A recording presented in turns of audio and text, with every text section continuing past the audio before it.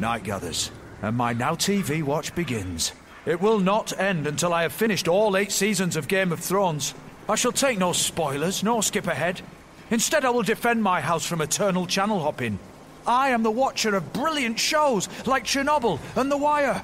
More than enough great TV to last even the longest winter. Your 7-day free trial awaits. To start your night's watch, simply search Now TV.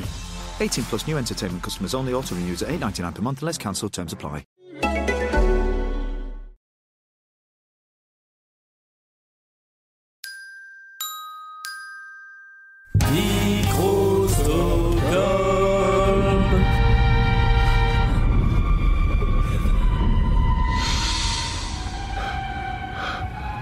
Où vas-tu comme ça, Heidi?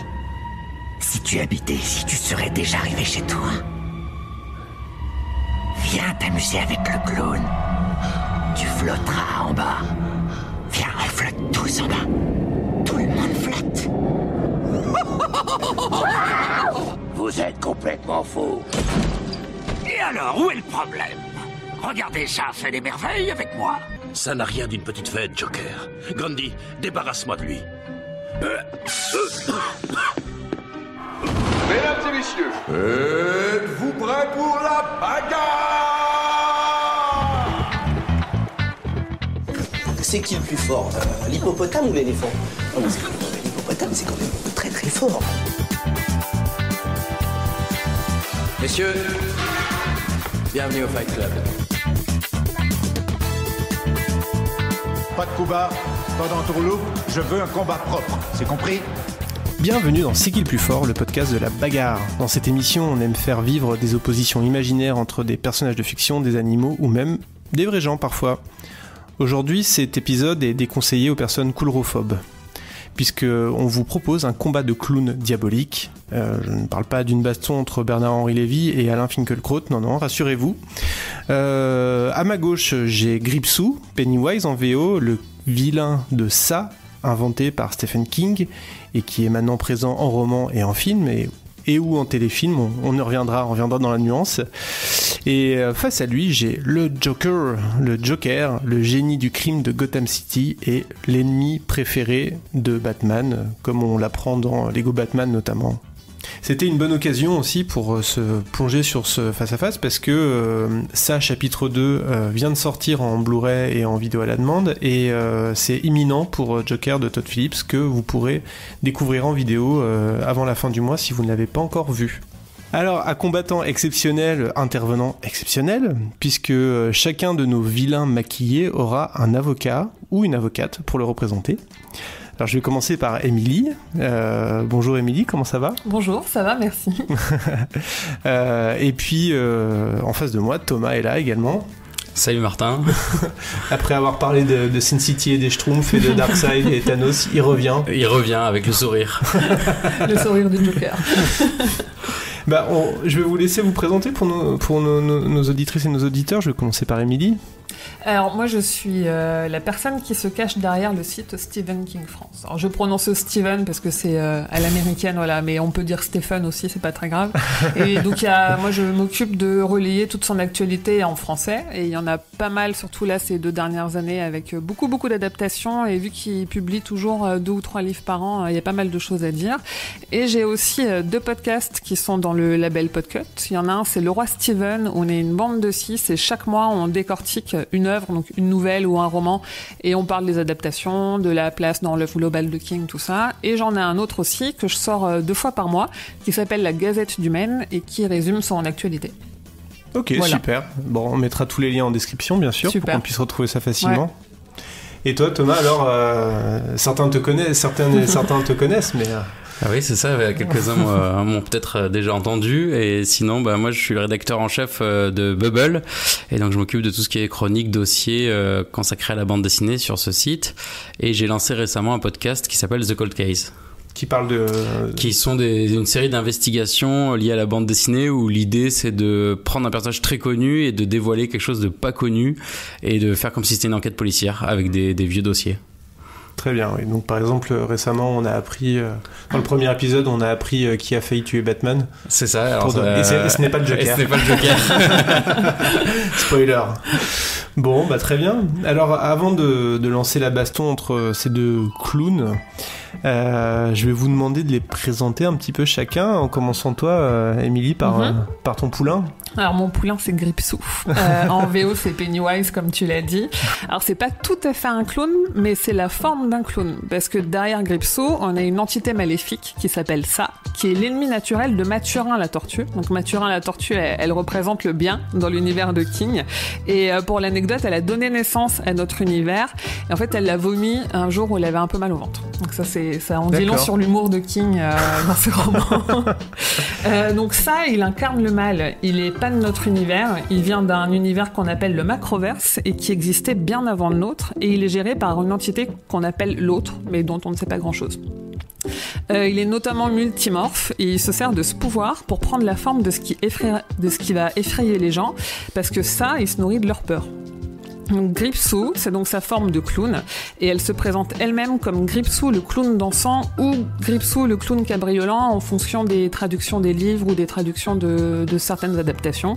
Ça varie un petit peu.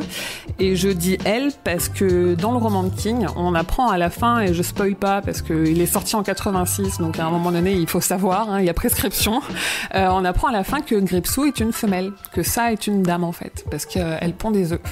Ah, d'accord, voilà. Ok. Comme la reine des aliens. Oui, exactement. Très bien. Donc Gripsou est une fille. Bon, bah merci. Écoute, j'ai déjà appris énormément de choses sur Gripsou que je savais pas. Super intéressant. Et alors, toi, Thomas, ton clown à toi, qui c'est ? Alors le clown que je représente ce soir est donc le grand ennemi de Batman, son antagoniste favori qui revient dans ses plus grandes aventures. Et donc lui, il a été créé au tout début. En fait, il arrive 1 an après Batman, dans le Batman numéro 1. Créé en fait par 3 créateurs, donc Bill Finger, Bob Kane et Jerry Robinson, qui sont les 3 créateurs du début. Et en fait, c'est un personnage qui a pas de passé. Donc depuis le début, on n'explique pas qui il est. On sait pas vraiment ce qui se cache derrière le maquillage blanc. Et au fil des années, il a eu plusieurs incarnations. Donc la première, ça a été Red Hood, l'homme au masque rouge, que Alan Moore a réutilisé dans The Killing Joke. Et la plus récente, donc c'est Arthur Fleck, qui est dans le film Joker de Todd Phillips. Très bien. Bon, on va revenir un petit peu là-dessus. Mais c'est vrai que le Joker, on devrait presque dire les Jokers, tellement oui, il y a eu ça. de versions différentes. Ouais, c'est ça. Alors c'est la particularité du comics dans tous les comics américains. En fait, il y a plusieurs trames, il y a des continuités, hors continuité, et selon les auteurs, selon les directeurs artistiques, ça se reboot, ça recommence. Et donc il y a plusieurs visages du Joker. Il a pas les mêmes origines, pas les mêmes noms. Il y a des Jokers qui sont très intégrés dans la ville façon polar, et puis il y en a qui sont fantastiques avec des pouvoirs. Donc il y a plusieurs visages. Je pense qu'on va le voir au fil du podcast. C'est un peu facile. Le spoiler, ce n'est pas une femelle. Il ne pond pas d'œufs. Ah, on sait jamais. Peut-être que dans un prochain comics, ce sera une femelle qui prendra des œufs. On n'est pas à l'abri de ça. Ok, on n'est pas à l'abri. Bon, bah merci. Bah écoutez, là je pense qu'on voit bien qui est qui. Ils sont passés sur la pesée, ils ont mis leurs gants de boxe et maintenant ils sont sur le ring.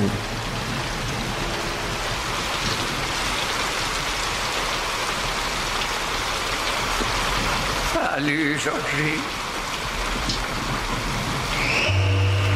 Qu'est-ce qu'on dit? Salut, clown. Oh, dis-moi bonjour. Est-ce que tu veux un ballon? Je dois pas accepter de choses de la part d'un inconnu. Papa, il m'a dit ça. C'est très sage d'avoir dit ça, Georgie. C'est vraiment très sage. Moi, Georgie, je m'appelle Gripsou. Je suis le clown cabriolant. Toi, tu es Georgie. Maintenant, nous nous connaissons. Pas vrai? C'est vrai, oui. Je dois rentrer. Ah, rentrer? Sans ça? Ah, mais c'est toi qui as mon bateau. C'est lui en personne. Prends, il est à toi. Prends-le. Oh. Tu tiens ton bateau, Georgie. Je t'assure, tu sais, Georgie, il y a des sucettes et des manèges et toutes sortes de surprises ici en bas. Et des ballons aussi de toutes les couleurs. Est-ce qu'il flotte? Ah oui. Il flotte, Georgie. Il flotte. Et quand tu seras en bas, avec moi, tu flotteras aussi. Alors, on va commencer par le round un petit peu traditionnel dans cette émission. C'est un peu le round des chiffres et de qui a le plus d'aura, qui est le plus connu. Donc, j'ai formulé la question de la manière suivante: qui est le plus connu? Et là, j'aimerais vous demander chacun, finalement, si vous avez pu savoir, parce que c'est pas toujours facile, quels sont les chiffres clés de ces deux super méchants. Alors, je parle pas de leur âge, de leur taille ou de leur poids, mais plutôt combien ils ont vendu de films, de comics ou autre. On va voir ce qu'on a pu trouver. Pour Gripsou, pour la partie roman de King, c'est un peu compliqué parce qu'on peut pas avoir les traces de vente d'un roman en particulier. Surtout qu'en fait, il faudrait remonter auprès de l'éditeur d'origine de la première édition, donc c'est impossible à tracer. Mais on sait que King a vendu plus de 350 millions d'exemplaires et que Gripsou, ça fait partie quand même de ses livres les plus connus et qu'il a été traduit en 32 langues, il me semble que j'avais vu, et que King, lui, est traduit dans plus de 40 langues, et selon certains sites, il serait le 10e auteur le plus traduit au monde. D'accord. Donc on a au moins ça comme base pour les bouquins. Après, on sait aussi que grâce à la sortie de la première nouvelle, le premier chapitre de la nouvelle adaptation, donc le Ça chapitre 1 qui est sorti en 2017, King il a fait un bond dans le classement Forbes des auteurs les mieux payés, avec les chiffres qui lui sont revenus. Je reviendrai après sur les chiffres des adaptations parce que là on a un peu plus de chiffres, mais où du coup ça a été un tel succès que ça a influencé les livres, les ventes de livres. On a vu beaucoup de rééditions, beaucoup de même en France, des coffrets, des deux tomes, etc. Donc pour le livre, on n'a que ça. Et vu qu'il n'y a pas d'adaptation en comics, on peut pas aller plus loin que ça. D'accord, ok. Et alors, au niveau des adaptations, alors ? Sur les adaptations, on avait le premier téléfilm qui est sorti en 2 parties en 90.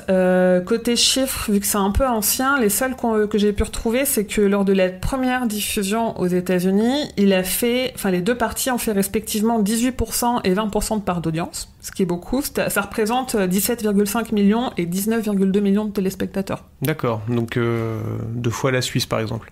Oui, disons la moitié de la France, quoi. Voilà. Juste sur ça.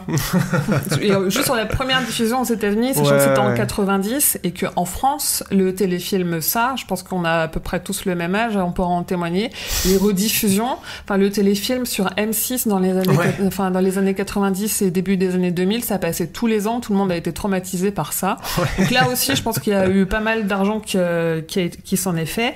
Et il y a eu beaucoup de DVD, de ressorties de DVD. Il y a un documentaire qui est en train de se préparer parce que c'est devenu un peu iconique, donc il y a encore tout un marché autour de ça. Mais déjà pour les 2 nouveaux chapitres adaptation 2017, après 21 semaines, il avait rapporté 700 millions de dollars au box-office. Ah oui. Ce qu'il a classé comme film le plus rentable de l'histoire, film d'horreur le plus rentable de l'histoire du cinéma. D'accord.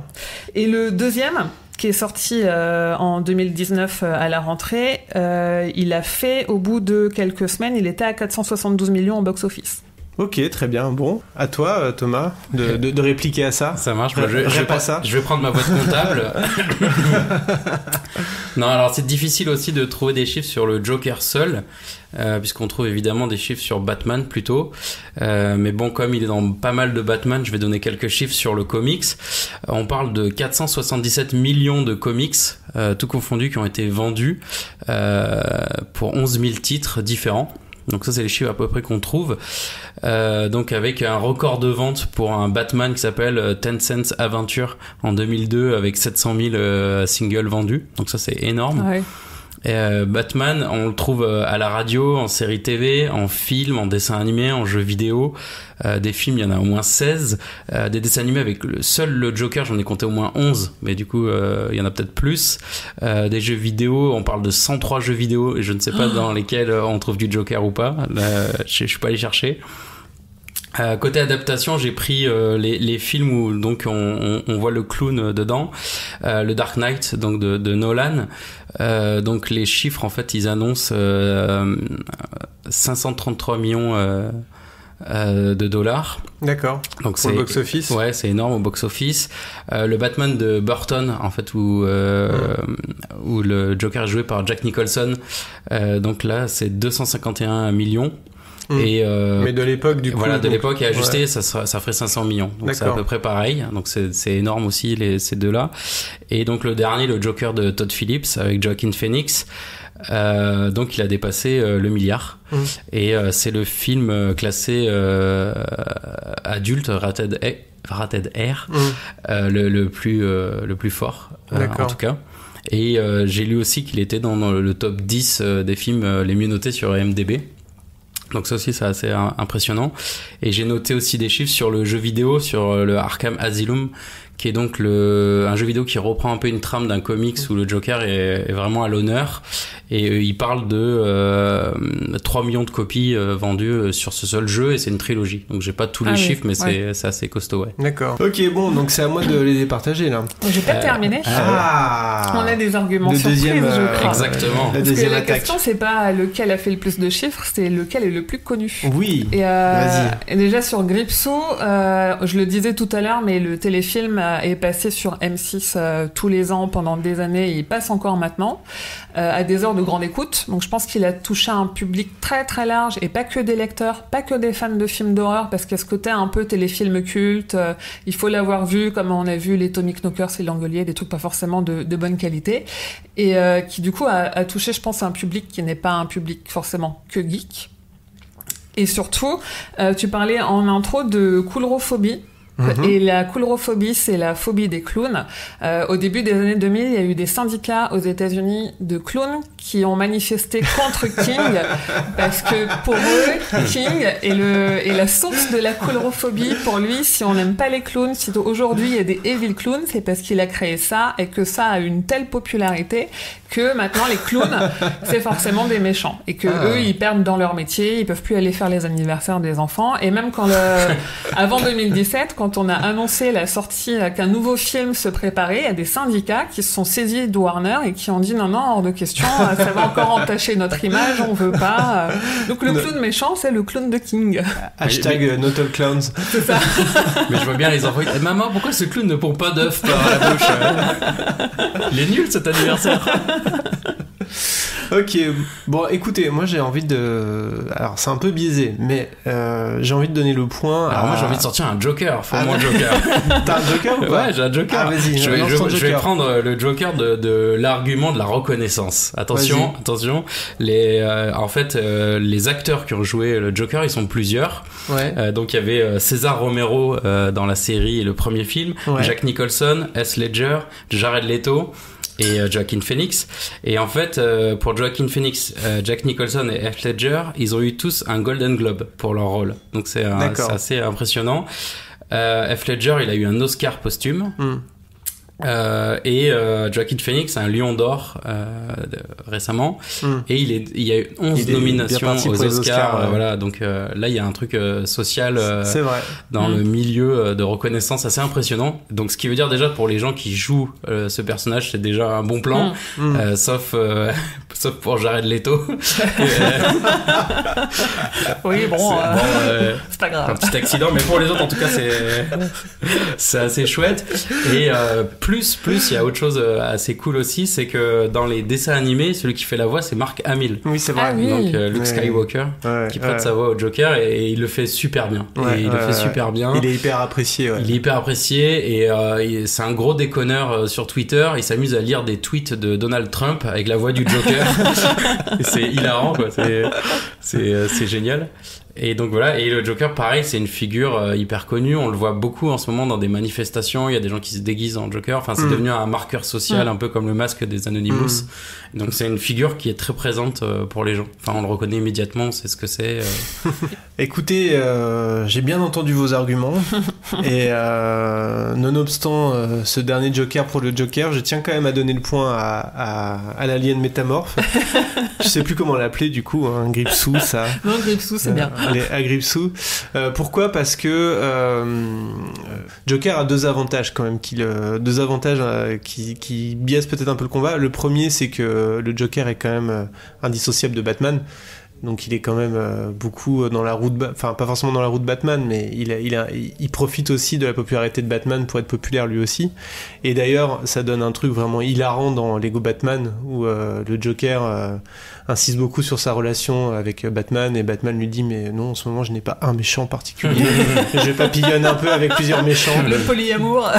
C'est hyper drôle. Et donc ça c'est le premier point. Et l'autre point c'est l'ancienneté. C'est vrai que Joker étant là depuis, redis-moi la 80 date. ans, enfin 79 ans. Voilà, si on fait un prorata, peut-être que je ne sais pas. C'est plus vieux que King. King a 72 ans. Ouais. Et le livre date de Jokers, et surtout le 86. Ouais, 86. Donc finalement, en 30 ans d'existence, je me dis qu'au prorata en 30 ans, il a fait bon, mais avec l'inflation. Donc on est obligé de dire effectivement le Joker est plus connu, il a plus vendu, il a plus en quantité, c'est indéniable. Mais en tant que juge totalement qui fait ce qu'il veut, je donne le premier point à Gripsou. Ça va Thomas, tu m'en veux pas trop. On se retrouve au deuxième round. Ce n'était que le premier. Parce que cette fois, je te tiens. Ah oui? Ben alors il y a juste un petit problème. Qui va neutraliser la bombe? Va falloir que tu choisisses, Batman. Tu sauves la ville ou tu captures ton pire ennemi? Tu peux pas faire les deux. Pardon, tu as dit quoi? J'ai dit tu peux pas faire les deux. Non, je parle de l'autre truc. Tu sauves la ville ou tu captures ton pire ennemi? Tu crois que t'es mon pire ennemi? Oui! T'es obsédé par moi! Pas du tout. Bien sûr que si. Non, pas du tout. Bien sûr que si. Qui d'autre que moi te fait péter un câble de colère? Bane. Non, c'est pas vrai. Superman. Superman, c'est pas un méchant. Je dirais qu'en ce moment, je n'ai pas un méchant attitré. Je me bagarre avec plusieurs personnes différentes. Quoi? Bah oui, à droite à gauche. Bon, écoute, ça me pose pas de problème que tu te battes avec d'autres si t'as envie de le faire. Mais ce qu'il y a entre nous, c'est exceptionnel. Alors deuxième round, bon, il va aller un peu plus vite celui-là. Quoique, peut-être que vous allez me surprendre. C'est des clowns. Et un clown, c'est censé être drôle. Ouais. Sont-ils drôles? Si oui, lequel est le plus drôle? Sur la question de Gripsou, c'est compliqué parce qu'il est drôle malgré lui, parce que c'est un alien qui est dans la peau d'un clown, donc qui comprend que pour attirer les enfants, il doit être drôle ou faire des trucs drôles, mais qui est maladroit parce qu'il est ni un humain doté d'humour, ni un clown. Donc ils en ont beaucoup joué justement dans la nouvelle adaptation parce que il fait des choses un peu complètement à côté de la plaque, et du coup il est drôle parce qu'on se moque de lui. Mais le seul humour qu'il pourrait avoir, c'est l'humour que King a, parce que King a beaucoup d'humour dans ses romans, et il l'a pas vraiment doté d'humour. Donc il est plus risible que vraiment drôle. Ok, d'accord. Bon, ça part mal quand même pour ça part un peu ça. mal, ouais. Bon. Et toi, Thomas, et alors? côté Joker, je vais partir du plus récent, donc du Joker dans le film de Todd Phillips avec Joaquin Phoenix. Lui, c'est pareil, en fait, il a un humour mais que personne comprend. Donc il rit à contre-courant. Il y a une scène qui est géniale où il va voir des stand-uppers, et en fait, il rigole quand personne ne rit, et quand les autres rient, il regarde en se demandant pourquoi les autres rient. Et donc ça, c'est assez hallucinant. Et puis il fait lui-même des blagues. Et donc comme on le disait, c'est une variation qui vient un peu de The Killing Joke avec cet humoriste raté. Et toute la tradition du Joker, c'est quand même ça vient de L'homme qui rit de Victor Hugo. Donc en fait, c'est le personnage a été inspiré de Victor Hugo car la pièce était jouée aux États-Unis. Donc les auteurs avaient vu avec Conrad Veidt comme acteur, donc ils sont inspirés pour le côté graphique, mais aussi pour le côté l'homme qui rit avec ce personnage. Et donc il a un rire sinistre et il a eu plusieurs incarnations, notamment entre les années 50 et la fin 70, où il était un peu un bouffon. C'est-à-dire qu'il faisait beaucoup plus de blagues. Quand il attrapait Batman, il y avait souvent des pièges très élaborés, un peu marrants. C'était pas vraiment violent. Et le tournant violent, il arrive en fait avec Frank Miller et The Dark Knight Returns, où en fait on découvre que le Joker, il était à l'asile, il était apathique, et quand Batman, 10 ans après avoir pris sa retraite, reprend sa cape, le Joker a envie de faire pareil en fait, et il se repose en antagoniste violent. Et après ça, donc Alan Moore, donc ce qu'on a cité, et encore après ça, il y a un deuil dans la famille, qui est un comics ultra violent où en fait le Joker va passer la ligne rouge. En fait, il va tuer Robin. il va tuer le second Robin, et à partir de là, il aura traversé le Styx, donc il pourra plus revenir, on pourra plus le sauver, quoi. Il est devenu un meurtrier. Mais il n'était pas avant, du coup ? Non, en fait, il a toujours été le personnage un peu violent, méchant, mais il y avait jamais jusqu'au meurtre. Ou alors ils étaient un peu cachés. Enfin, il était criminel, il a été voleur, il a été beaucoup de choses, mais il y avait jamais eu ce côté malsain. Et en fait, dans Killing Joke, il était quand même déjà. Oui, dans Killing Joke, donc c'est pareil, il est un peu vieux. Je spoil un peu, donc si vous voulez avancer un peu. Mais donc en fait, il tire sur Barbara Gordon, qui est la fille du commissaire Gordon. Qui est aussi Batgirl et qui est aussi Oracle, et en fait il la rend paraplégique. Après il kidnappe Gordon, il le torture en lui montrant des photos de sa fille. Voilà, c'est très violent en fait, moralement, et même les auteurs reconnaissent qu'ils sont allés très loin avec le recul. Mais voilà, c'est à partir des années 80 qu'il devient vraiment malsain, noir, violent.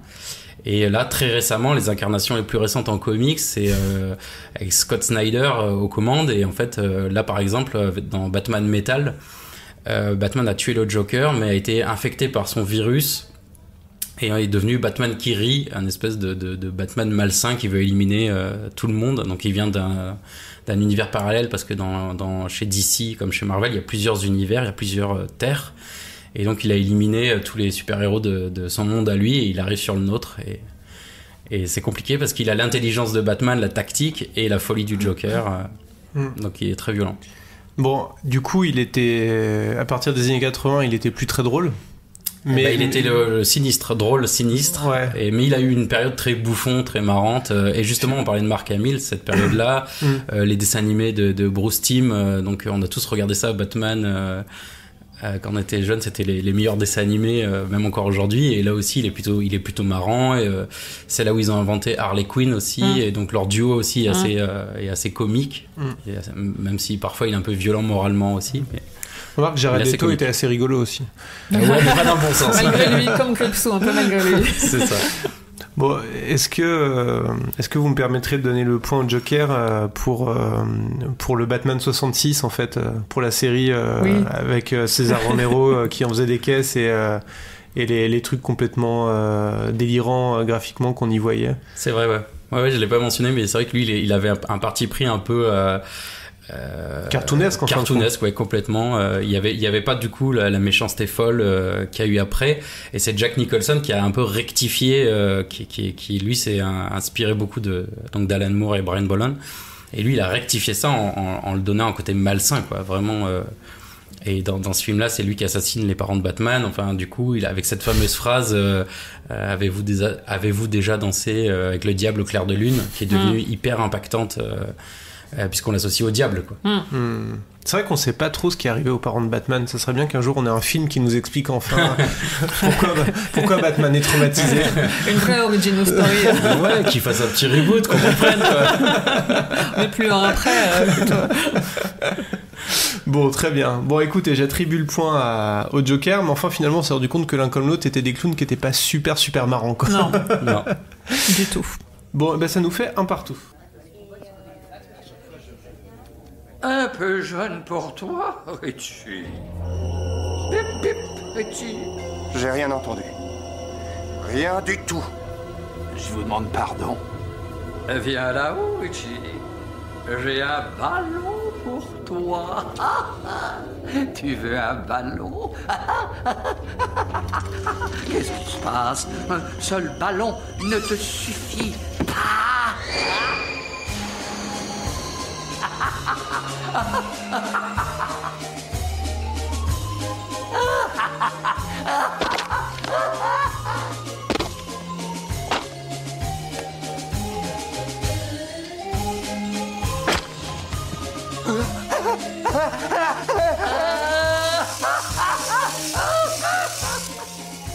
Qu'est-ce qu'il y a? Ça ne va pas, monsieur? Tes associés t'attendent avant que la nuit ne soit tombée. Tu es trop vieux pour me combattre. Vous êtes tous trop vieux. Alors, on s'est posé la question de qui était le plus marrant, et on a vu qu'ils étaient pas ultra marrants. Par contre, on a bien compris qu'ils étaient bien méchants. Ah, ça, ouais. Alors, la question est toute simple, hein, qui est le plus méchant? Je crois que vous avez déjà amené pas mal d'arguments l'un comme l'autre sur ce sujet-là. Toi, Émilie, qu'est-ce que tu voudrais rajouter par rapport à ce que tu as déjà pu dire? Contrairement à Joker, lui, Gripsou, il est sur Terre pour tuer. En fait, il a atterri sur Terre un peu comme un astéroïde, on nous dit il y a des millions d'années. Il est rentré en hibernation, il a attendu que des humains débarquent pour les tuer, mais en plus il a une façon de tuer, il mange pas très proprement, quoi. Il en fout un peu partout, il arrache des bras, il arrache des yeux, il y a des bouts de corps partout. En fait, il vient, il se nourrit et il repart pendant 27 ans. Donc il a des cycles comme ça. Et les cycles, quand il revient sur Terre ou quand il sort de son hibernation, elles sont toujours marquées par des grosses violences, des grosses catastrophes qui tuent tout le monde et même des gens dont il va pas se nourrir. Et il est méchant. Moi, j'ai plusieurs points quand même pour expliquer à quel point il est méchant. Déjà, il est sadique parce que vu qu'il se nourrit de la peur, il joue avec les nerfs des gens. Il va les torturer mentalement, psychologiquement et même physiquement pendant des jours pour faire monter leur peur, donc pour faire monter leur saveur. Il est même très vicieux parce qu'il incarne les vices des êtres humains, il absorbe un petit peu tout ce qui est mauvais entre nous, à tel point que dans le roman de King, ce qu'ils ont pas trop osé mettre dans les adaptations, il est vicieux, il est pervers et il est presque pédophile. Il a des approches auprès des enfants qui sont très très limites et King aime beaucoup jouer avec cette limite-là. Il est toujours en train de dénoncer de la pédophilie, de l'inceste et dans ça il y en a beaucoup et c'est très très malaisant. Il est aussi très assoiffé de peur et de sang, et c'est pour cette raison qu'il s'en prend aux enfants, parce que les adultes, ils sont très difficiles à effrayer. Nous, à notre âge, nos peurs, c'est la solitude, le chômage, la guerre, et vu que lui, il est métamorphe, il se dit, je peux pas, moi, incarner la peur, donc ce que je vais faire, je vais m'attaquer à des enfants, parce qu'ils sont faciles à impressionner, ils ont peur des loups-garous, ils ont peur des momies, ils ont peur des lépreux, parce qu'il y en a un, il est hypocondriaque, donc il a peur des maladies, donc pour vraiment leur faire le plus peur possible, il va incarner ce qui leur fait le plus peur. Donc sa forme préférée, c'est le clown, parce que les clowns sont censés attirer les enfants et qu'il va pouvoir créer cet effet de surprise au moment où il va se transformer ou ouvrir sa gueule avec des grandes dents. Et le côté clown pour attirer les enfants, il est pas évident dans la nouvelle adaptation parce qu'on a déjà un Gripsou qui a un visage qui fait un peu peur. Mais si on prend le téléfilm de 90, donc où c'était Tim Curry qui faisait Gripsou, on est dans un clown qui est proche du Ronald McDonald, qui est proche du clown qu'on va mettre dans les bouquins de nos gamins et qui vraiment est censé attirer l'enfant et attendrir l'enfant, juste pour mieux le croquer après. Et donc, comme je disais, de toute façon, après, quand il s'en prend aux enfants, il arrache un bras, il le grignote dans un coin, et voilà, on est vraiment dans le sanglant, hein. On est toujours chez King, il y a des boyaux, il y a des têtes arrachées, il y a des yeux crevés, il y a ce genre de choses. Et il a une dernière force qui fait de lui un méchant, c'est qu'il est... en fait, il arrive à jouer sur la mémoire des gens, il arrive à influencer leurs souvenirs. Donc, c'est-à-dire que quand il part pour un cycle de 27 ans, les gens ont oublié qu'il y a eu toutes ces tueries et les parents ont oublié qu'ils ont eu ces enfants-là. Même le club des ratés, quand après la première bataille, ils partent tous de Derry et ils oublient qu'un jour ils ont combattu un clown qui est diabolique. En fait, il a cette influence-là qui lui permet de revenir 27 ans après, comme si de rien n'était, et de tout défoncer et de tout casser et de manger tout le monde. Et puis il repart et c'est comme si de rien n'était. C'est tellement une métaphore puissante sur, effectivement, tu as parlé de la pédophilie et qui est aussi provoque parfois de l'oubli, de l'amnésie chez les victimes, en fait, qui l'enfouissent et ça disparaît, ça réapparaît à l'âge adulte parfois. King, il a eu une étiquette d'écrivain d'horreur, mais chez lui, l'horreur, elle est plus que de la simple horreur gratuite, c'est une métaphore de quelque chose. Il est là pour dénoncer, il y a des choses qui lui plaisent pas, des choses qui le tracassent, et il va en trouver des façons d'en parler et de les dénoncer en créant des personnages comme Gripsou, en mettant un peu de fantastique dans ses récits, juste pour dire on vit dans un monde terrible, quoi. Il a un peu cette vision-là. Ouais. Gripsou est vraiment méchant. Il est là pour faire saigner des enfants, quoi. Il rigole pas. Bon.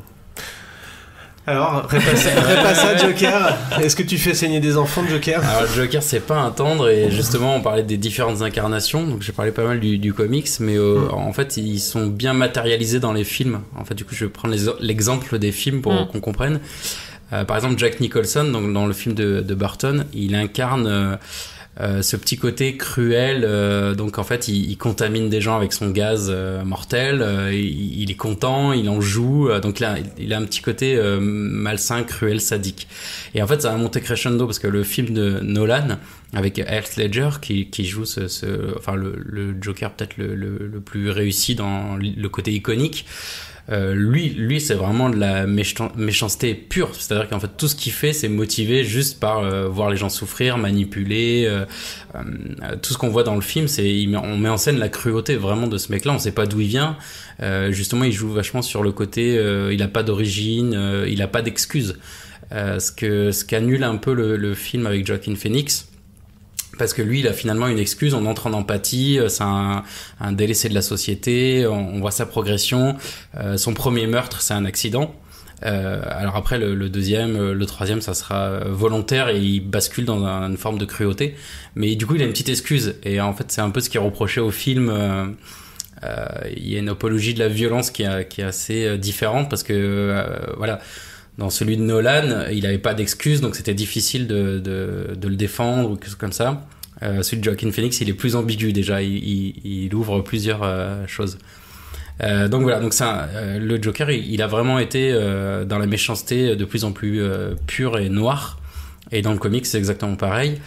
Je pense aussi à un comics assez récent qui s'appelle White Knight, donc de Sid Murphy. Là, il représente le Joker qui s'est amendé. Donc, il arrive à Gotham et il veut se présenter comme maire de la ville, d'un quartier défavorisé. Et c'est Batman qui est pris à partie sur les réseaux sociaux. Bah oui, il est violent, Batman. Il agit sans le consentement de la police. Il faut enfermer ce gars-là. Alors que le Joker, il est repenti, il va mieux, etc. Et donc, il y a toute une manipulation assez forte là-dessus. Et on voit toute le génie du mal derrière, en fait, et ça c'est très très bien fait dans les différentes incarnations du personnage. C'est un de ses grands pouvoirs, en fait. On peut parler de ça aussi, l'univers de Batman.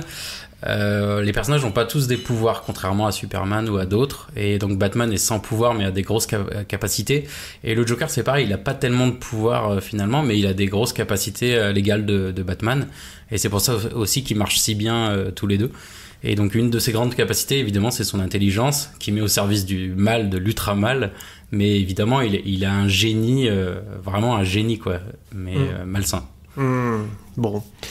Dites-moi, c'est pas facile à départager tout ça, hein. Une métaphore de la pédophilie contre un type qui veut mettre le monde à feu et à sang. Pour le plaisir. Et pour le plaisir de voir ça. Ouais, je peux parler d'un autre comics aussi qui est Arkham Asylum, de Grant Morrison et Dave McKean.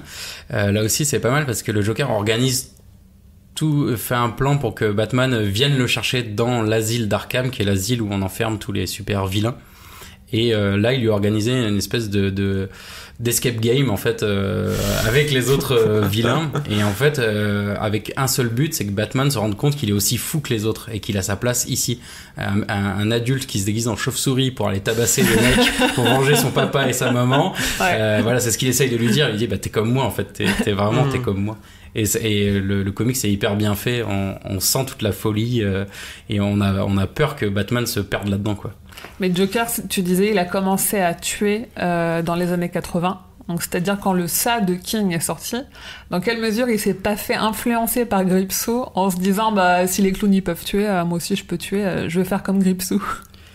Alors justement c'est une bonne transition par rapport à un autre petit point qu'on n'a pas complètement abordé, parce que là pour l'instant j'arrive pas à les départager, mais c'est cette figure finalement transversale du clown maléfique. Je sais pas quand est-ce qu'elle est née vraiment. Je sais pas. Moi, la première itération que je connais, c'est dans la réalité, tristement, c'est John Wayne Gacy Jr., qui était un tueur en série et également pédophile, qui était clown qui était clown par ailleurs, qui ne s'habillait pas en clown pour commettre ses méfaits, tout ça. Je crois qu'il y a une inspiration, non, pour King, pas spécialement, pas vraiment. Non, alors en fait, il y a plein de sites et de vidéos, tout à fait. Alors moi, j'ai fait un article pour débunker, et dès que je vois passer une info, genre les vraies origines de Gripsou, je balance mon article. En fait, King, lui, il renie jamais ses inspirations, et il a déjà écrit au moins une nouvelle où il a assumé s'être inspiré d'un tueur en série, parce qu'il a dû se justifier auprès de la fille qui a dit je veux pas qu'on fasse de la fiction sur mon père, machin. Et pour ça, en fait, il a déjà expliqué ses inspirations. C'est juste qu'il a dit un clown, je vois pas d'où ça amuse les enfants, c'est pas beau, ça a un gros nez rouge, ça rit hyper fort, ça fait peur aux enfants. Et du coup, moi, j'ai pris un clown parce qu'il fera peur aux enfants. Mais il a jamais, sans avoir nié qu'il s'est inspiré de John Wayne Gacy, il l'a jamais dit et il a donné d'autres explications. Donc on peut pas dire qu'il s'est inspiré de lui. D'accord. Après peut-être que complètement inconsciemment dans son ça ou dans son surmoi peut-être, mais non. D'accord. Et tu sais pourquoi le Joker, t'as commencé à en parler tout à l'heure avec Victor Hugo du coup. Oui, c'est ça. En fait, ils sont inspirés donc de L'Homme qui rit, donc qui est une nouvelle de Victor Hugo où il y a un personnage à qui on coupe les lèvres. Donc en fait qui lui donne ce visage déformé très effrayant mais qui est pas une personne méchante à la base, mais et du coup c'est ce sourire démoniaque mais qui est provoqué par la mutilation. Donc en fait ils sont inspirés de ça et apparemment il y a d'autres pistes qui parlent qu'ils avaient des inspirations de clowns, de choses comme ça à l'époque, mais il n'y a pas de trucs un peu tangibles, enfin on n'arrive pas à trouver de preuves déjà qu'ils se disputent la paternité de la création entre les trois créateurs. Et après, il n'y a pas d'autres pistes qui indiquent quelque chose dans les différentes incarnations qui seraient inspirées. Donc peut-être que les scénaristes ont des idées, mais en tout cas, il n'y a rien de prouvé. Et surtout que le Joker, c'est pas un tueur de masse, c'est pas un tueur en série. Il choisit ses cibles. Donc en fait, des fois, il menace ou il essaie de tuer beaucoup de gens, mais c'est pour faire plier une personne, souvent Batman. Mais il n'a pas ce côté je tue random. Enfin. S'il tue, il y a une espèce de raison derrière, donc je sais pas si le tueur en série est vraiment une bonne piste. En tout cas, le clown maléfique, il y a un truc avec les clowns. On sait pas ce que c'est. Dans notre monde, on est effrayé un peu par les clowns. Il y a la coulrophobie, mais même sans ça, il y a toujours un truc un petit peu étrange avec les clowns. Je pense que les deux l'ont bien incarné, chacun à leur manière. En tout cas, il y a eu d'autres personnages de méchants clowns dans la pop culture. Il y a eu les Killer Clowns. Il y a American Horror Story, ils l'ont fait aussi. Il y a Ronald McDonald. Et il tue d'une autre façon. Il tue à long terme. Mais il tue. Non, mais en tout cas, le trait commun de tous les clowns, c'est le côté imprévisible. Et c'est peut-être ça aussi qui est très effrayant. Un peu fou, c'est que d'un coup, ça peut partir de l'autre côté. Mais même dans Dumbo, je trouve qu'ils font peur, les clowns. Ouais, exactement, ouais. Bon, écoutez, moi, j'arrive pas à les départager. Je suis désolé, mais je crois qu'on va faire match nul sur ce point-là. Ils sont tous les deux aussi méchants l'un que l'autre. Je peux pas les départager. Je peux pas départager la méchanceté. Donc c'est le dernier round qui va nous départager. Exactement. Alors. Ah là là. Ah, comme je suis heureux, les enfants. Le Joker qui se moque de Batman en emportant cette fabuleuse collection de bijoux dont on nous rabâche les oreilles, c'est à mourir de rire. Ah, mes compagnons, c'est le plus beau jour de ma vie. J'en ai le cœur qui éclate. Désolé de vous troubler en un pareil moment, Joker. Mais nous devons nous aussi penser à notre collection. Oh, t'élèves ma vie.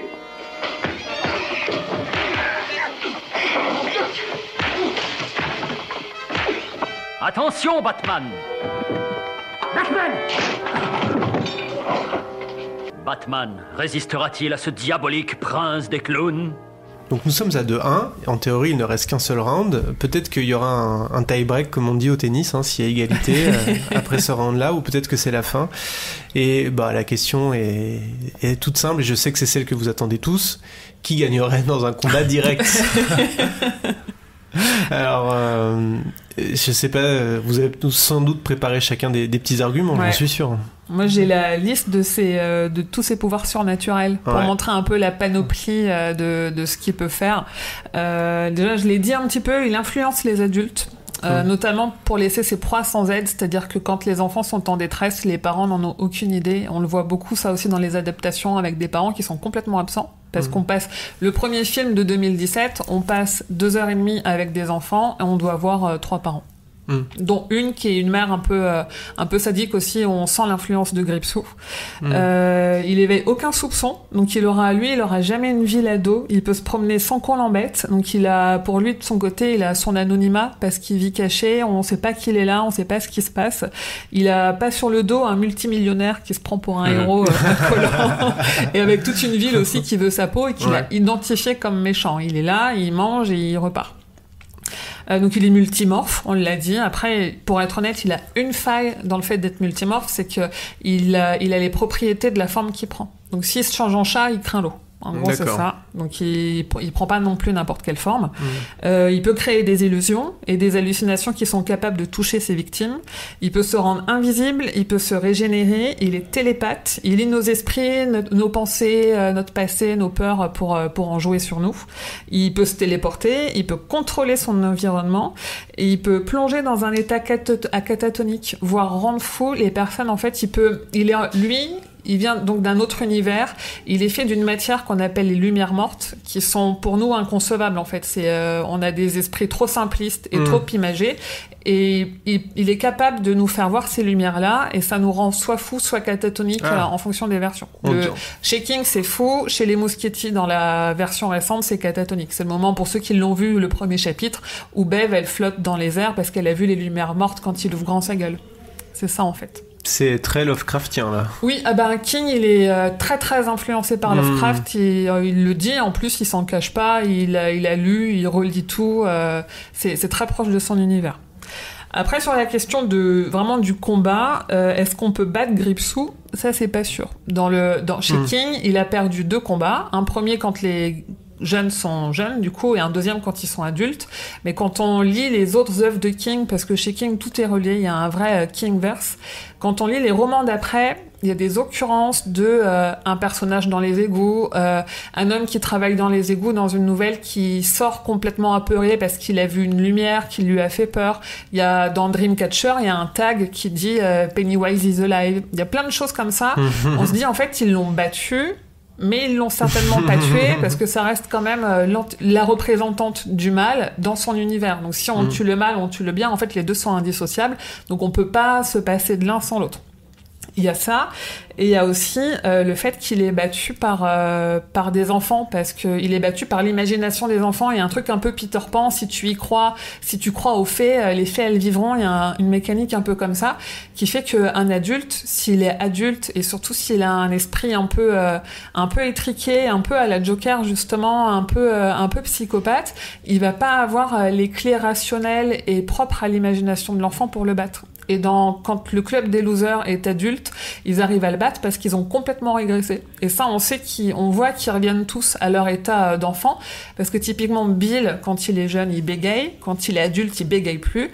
Et quand il est adulte et qu'il recombat Gripsou, il rebégaye. Donc c'est des adultes qui sont revenus dans des corps d'ados. Donc il y a que des jeunes avec des esprits d'enfants qui peuvent réussir à venir à bout de ça. Ou en tout cas de raccourcir son cycle de présence sur Terre. Parce qu'il repart en fait, il meurt pas vraiment, il repart. Il repart et peut-être que du coup il se trouve une autre planète quelque part pour manger d'autres gens qui sont moins relous. Alors, est-ce que le Joker pourrait être un adulte qui revient à un état d'enfant ou pas ? En tout cas, il se fait pas battre par des enfants, hein, mais... si je peux commencer de manière déloyale. Gripsou, il meurt jamais. Dans aucun livre, aucun film, rien, il ne meurt pas. Non, oui, sans rire, là, ça va être dur de faire la comparaison en vrai, parce que, donc, comme on le disait, le Joker a pas vraiment de pouvoir. Ouais. Ah, ça lui arrive des fois. Alors, ça lui arrive. Alors, il a récupéré plusieurs fois des pouvoirs, donc on a parlé du Batman Metal, où là, il a le virus Joker et il peut contaminer d'autres super-héros. Ouais. Il a eu une incarnation où, en fait... Mais il est quand même mort. Comment ? Mais il est quand même mort. Oui, il est mort plusieurs fois. Il y a eu plusieurs. Mais il est mort, j'insiste. Oui, et puis il a récupéré des pouvoirs d'un ennemi de Batman, donc je vais essayer de le prononcer, Mixezai Pitlit. Ah oui. Donc qui est un lutin qui vient d'une autre dimension et qui a tous les pouvoirs. Et en fait, le Joker, en récupérant ces pouvoirs-là, a refaçonné l'univers à sa sauce. Et puis il a pas il a dans l'histoire de Metal, je crois qu'il y a un Joker qui vient de chaque univers ayant pris les pouvoirs d'un super-héros de la Justice League, non ? Voilà, c'est ça, en fait, il se contamine, cannibalise, donc il y a ça. Un Joker Flash, un Joker Green Lantern, etc. Ouais, je crois. Dans les dernières occurrences, mais c'est un peu l'idée du zombie un peu revisité, quoi. Il y a un peu cette idée-là. Donc ça c'est le côté un peu pouvoir, mais à la limite c'est anecdotique, c'est vraiment à la marge. Non, son vrai grand pouvoir, ouais, c'est surtout sa force de persuasion. Il a le côté, on le voit dans les films, donc dans le film de Joker avec Joaquin Phoenix, c'est-à-dire qu'il soulève, là il soulève la foule, quoi. À la fin, tout le monde est avec lui, les gens commettent des choses en son nom. C'est quelqu'un qui utilise beaucoup les médias, et depuis le premier Batman, c'est-à-dire dès le tout début des années 40, il était déjà très lié aux médias. En fait, il passait à la télé ou à la radio, il annonçait ses crimes, des choses comme ça, et ça on l'a conservé jusqu'au bout. Et donc il a ce côté un peu leader malsain, je sais pas comment on pourrait dire, un peu à l'Adolf Hitler, c'est-à-dire qu'il séduit par ses paroles et par ses actes. Il peut emmener avec lui beaucoup de monde. Et dans le White Knight dont on parlait, là aussi, il y a tout le monde qui veut voter pour lui, enfin tout le monde est rallié à sa cause. Mais effectivement, il n'a pas de pouvoir, donc en combat singulier, c'est pas possible. Le Joker, de toute façon, dans toutes les incarnations, on le voit, c'est plus un combattant de l'ombre, quoi. C'est un commando, c'est-à-dire il organise des trucs très élaborés, il arrive à empoisonner une ville entière. Il a un côté gangster, en fait. Voilà, il ligue tous les méchants, et c'est souvent le parrain de la mafia, enfin, il est souvent le chef de tous les méchants, il y a ce côté-là, quoi. Donc c'est ça, c'est vrai pouvoir, mais effectivement, il a pas de pouvoir... magique, et en corps à corps, généralement dans ses incarnations il est très faible au corps à corps. Il y a quelques fois où on sait pas pourquoi il arrive à combattre Batman à main nue, il est très costaud alors qu'il est pas censé avoir ce bagage là, mais c'est pas son point fort. Est-ce que c'est un humain? Il est présenté comme un humain? Voilà, c'est un humain. Alors, selon les incarnations, il a au côté aussi un peu, il est tombé dans des produits chimiques, donc il est censé aussi avoir eu une mutation. Donc c'est Obélix de DC. Non, pas ce mais c'est ce qu'on voit dans le Batman de Tim Burton, qui est inspiré donc dans ce fameux Killing Joke, donc il tombe dans une cuve de produits chimiques, et on sait que dans l'univers DC ça provoque toujours des mutations. Donc lui il a ce visage, il est résistant au poison, il y a pas mal de choses comme ça, mais on sait pas l'étendue de ce qu'il peut faire. Bon, je pense que Joker peut pas tester, mais à ton avis, s'il devait essayer de faire la peau à Gripsou, comment il ferait à ton avis? Il ferait comme d'hab, s'il serait très organisé, ça serait un plan à long terme, il se servirait de ses 27 années où il est pas là pour, évidemment, parce que lui va pas oublier, et il va monter un plan, voilà, c'est ce qu'on voit un peu dans tous les Jokers iconiques, c'est que tout est très structuré, tout est très élaboré, c'est toujours des choses très malines, pointues, il a l'air un peu fou, fantasque, on a l'impression que tout lui échappe des mains, etc., mais en fait tout est millimétré.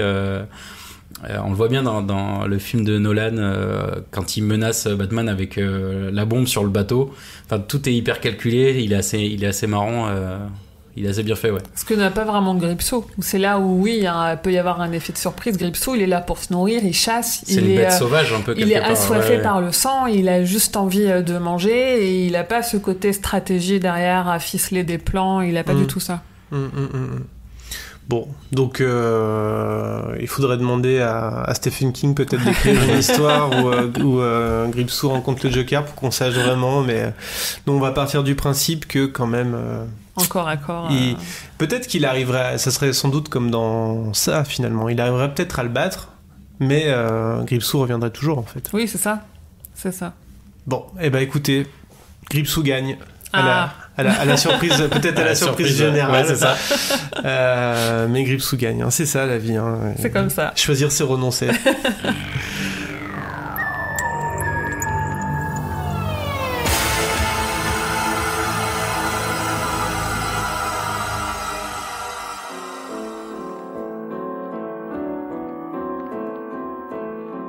Bon, merci beaucoup Émilie, merci Thomas. Merci, ouais. Où est-ce qu'on peut vous retrouver?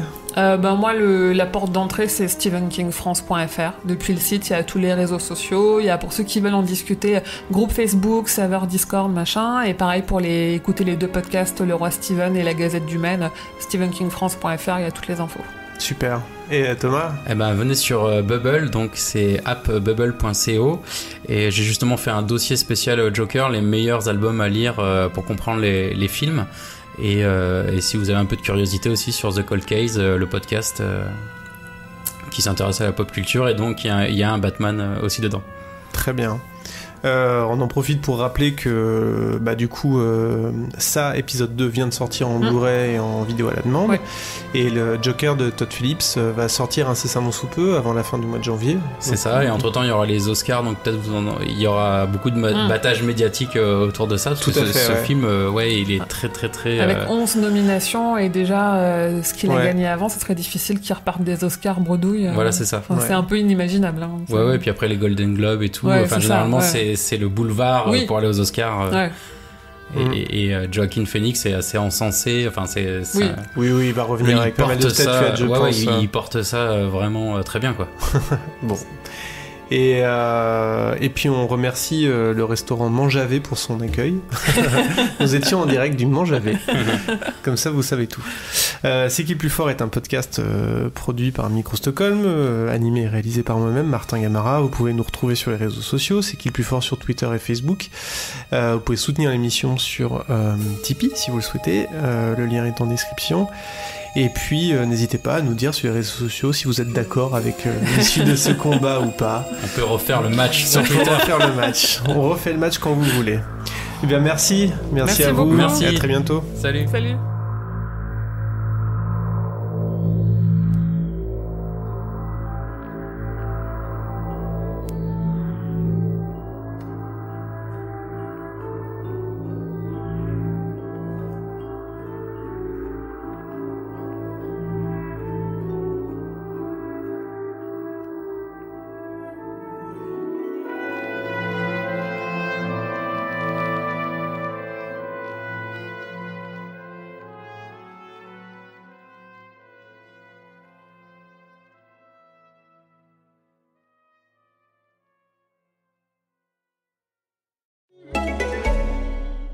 Night gathers, and my Now TV watch begins. It will not end until I have finished all 8 seasons of Game of Thrones. I shall take no spoilers, nor skip ahead. Instead, I will defend my house from eternal channel hopping. I am the watcher of brilliant shows like Chernobyl and The Wire. More than enough great TV to last even the longest winter. Your 7-day free trial awaits. To start your night's watch, simply search Now TV. 18 plus new entertainment customers only, auto renews at $8.99 per month unless cancelled, terms apply.